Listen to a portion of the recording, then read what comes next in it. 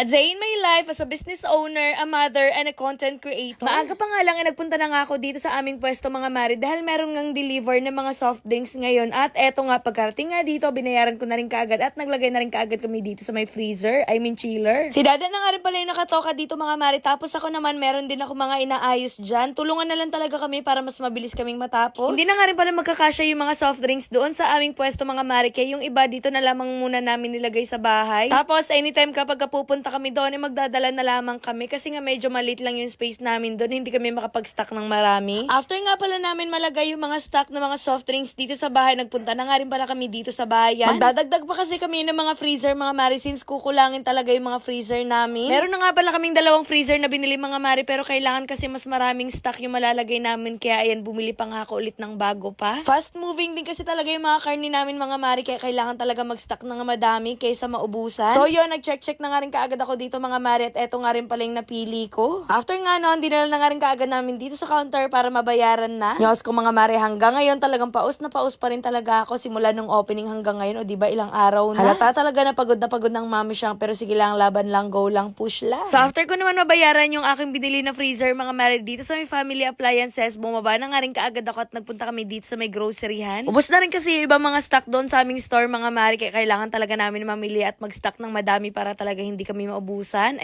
Matagal kaming maubusan. Una nga pala namin kinuha etong mga sugar mga mari kaso sabi ni Dada mas mura daw dun sa palengke kaya sabi niya dun na lamang daw kami mamili neto. Kumuha na nga rin pala ako ng maraming Ajinomoto mga mari, syempre kailangan yan para sa ating mga pagluluto. Tapos ayan, kumuha na nga rin pala ako dito ng ginisa mix. Alam nyo ba mga mari, simula nung pumasok ako sa business industry, alam nyo ba dun ko talaga nalaman na nakakapagod pala talaga. Minsan nakaka-stress din talaga mag-handle ng mga tao dahil alam nyo yun, iba-ibang klase mga ugali yung masasalamuha mo. Pero syempre lagi ko nga sinasabi sa inyo, sige lang, laban lang, go lang, push lang. At dahil si Dada nga yung matangkad mga mari, ayan, siya na nga lang din pala yung pinakuha ko dito sa may taas etong Ajishio dahil siya naman yung medyo may mahabang kamay. Kumuha na nga rin pala kami dito ng Magic Sarap mga mari, syempre pampasarap to sa ating mga lulutuin. And as you can see mga mari, medyo marami rin talaga kami mga pinamili ngayon kasi gusto ko hindi talaga kami mauubusan ng stock. Matagal kaming maubusan. Pinaglililista ko na nga rin pala lahat mga kailangan kong bilhin mga mari para talagang walang maiiwan or wala talaga akong makalimutan. Minsan kasi naging makakalimutin ako lalo na pag marami ako iniisip. So yun, dahil kailangan nga rin pala namin ng Knorr beef cube para sa aming beef pares mga mari, kaya ayan, kumuha na nga rin ako ng marami. Tapos eto nga pala mga kinuha ko is etong may pa-freebies na liquid seasoning. Anyways, after nga pala namin mamili dun sa may groceryhan mga mari, nagpunta naman kami dito sa may palengke dahil mamimili nga kami dito ng mga gulay-gulay. Medyo mura nga lang din pala yung mga paninda dito sa may Venture Store mga mari. Dito lamang yan located sa may Pagadian City Market. Kaya ayan, dito na lamang kami namili. Anyways mga mari, yan lang muna for today's video. I-update ko na lamang kayo sa susunod nating vlog. Oops! Wag nyo na muna escape itong video na to dahil at the end of the video, mamimigay tayo ng 500 pesos GCash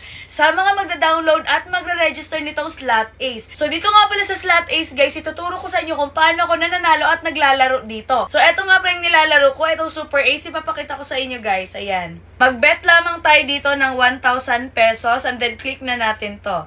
And then, let's go!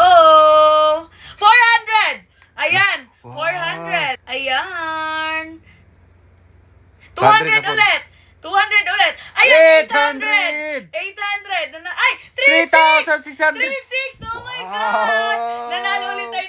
300! Not bad. Ayan. Grabe. And 2,400! 2,400! Ayan. Well, alam, laki.